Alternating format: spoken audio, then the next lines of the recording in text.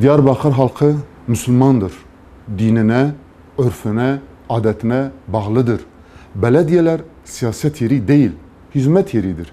Hizmet yapmak yerine ideolojik belediyecilik yapmayı doğru bulmuyoruz. İnsanların diniyle, camileriyle uğraşırsanız bu halk bunun hesabını er geç sorar. Yıllardır belediyecilik yapıyorsunuz. Memleket için taş üstüne taş koymadınız. Bu da yetmezmiş gibi halkın manevi değerleriyle oynuyorsunuz. Müslüman halkın dinine, değerlerine saygı göstermek zorundasınız. İyaz bin Ghanem, Diyarbakır halkını İslam'la şereflendiren İslam ordusunun büyük komutanlarındandır. Böyle bir şahsiyetin isminin Diyarbakır'da bir caddeye verilmesi, Diyar-ı Sahaba olan şehrimiz için büyük bir onurdur.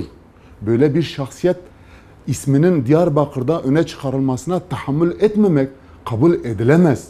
Burada kesinlikle art niyet vardır.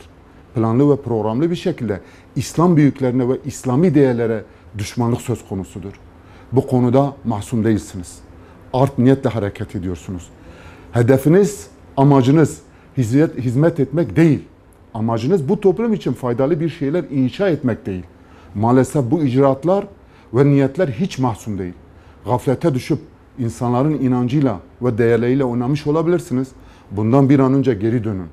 Özellikle bu toplumun İslami hassasiyetine karşı ateşe benzinle gitmenin kimseye bir faydası yoktur. Almış olduğunuz kararları yeniden gözden geçirin. Bu tür yanlışları bir daha da yapmayın. Son olarak AK Parti meclis üyelerine sesleniyorum. Halkın İslami değerlerine ve memleketin faydasına olmayan meselelerde velev ki aleyhte oy kullanmış olsanız da bu konuda almış olan kararların mutlaka halkın gündemine taşınması gerekir.